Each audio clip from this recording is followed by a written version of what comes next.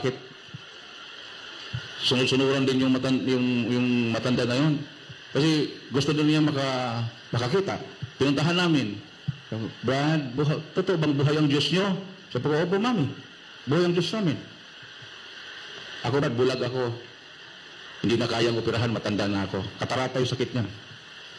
Puti na talaga yung mata niya, yung gitna. Sabi niya, pero sabi mo, ang Diyos niyo ay nagpapagaling, gusto kong gumaling, Brad. Anong gagawin ko? Di, much is given, much is required. So sinabi ko na lahat. Kasi nasa isip ko, hindi talaga niya gagawin yon. Sabi ko, mami, kung gusto mo talaga makita, lahat na ribulto mo dito sa bahay niyo, dapat isuko mo yan dahil Diyos-Diyosan yan, hindi yan totoong Diyos. Ay ganun ba, Brad? Nabinasahan ko ng bersikulo. O sige, Brad, sa inyo na yan. Anong gagawin natin? Basa naman ng bersikulo, sabi ng Biblia, wasakin, mami. O kayo na magwasak, Brad. Tinginan yung mga kasama kong manggagawa. Pasubo tayo nito. Sabi ko, isuko mo talaga yung ribulto mo, mami. Kasi tingin ko mga mamahaling ribulto, mga antik. Ang gaganda ng mga altar. Paano yan, mami? Pagtanggalin natin yung ribulto. Paano yung altar? Sabi niya, ay, decoration na lang yan, Brad. Kasi maganda nga yung altar. Eh, nandito sa Bible, mami, pati ang altar. Sabi niya, sige, Brad, anong gagawin natin sa altar? Martilyuhin natin. Tinawag niya yung apo niya. Pinakuha ng martilyo. Minartilyo ka ng apo niya yung altar. Ayaw naman namin kami magmartilyo. Baga pailan kami ng kaso. Eh, kayong magmartilyo, mami, ha? Doon minartilyo ng kanyang mga apo. Yung mga binata. Saka, lagay na namin sa sako. Tapos, magpabotismo po kayo, mami. O, sige, Brad, punta tayo ng ilog.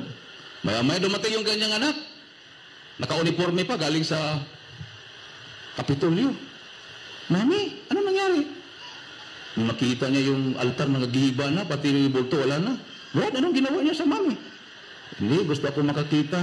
Sabi nila, pag-isurrender ko lahat yan, makakita daw ako. Eh, wala na magawa yung anak niya. Brad, tandaan mo to, ha?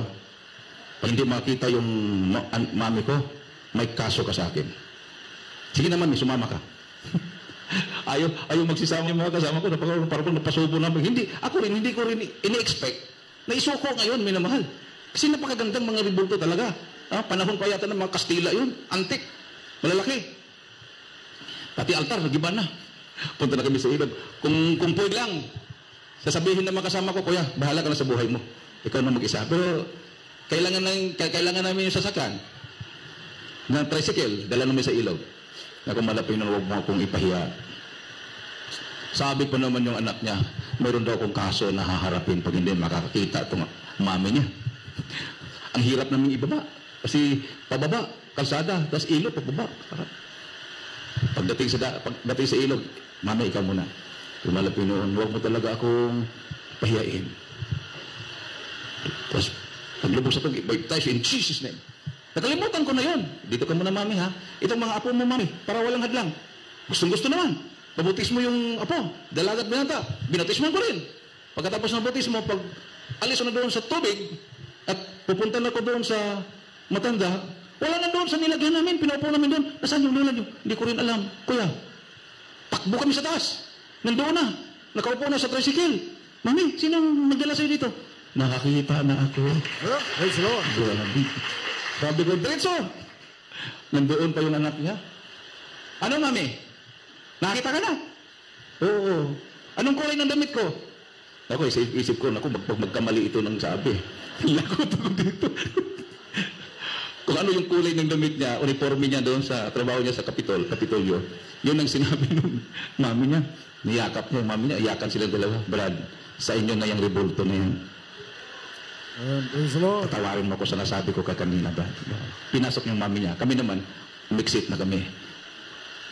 Kung makikita mo, hindi ka ipahihiya ng Diyos.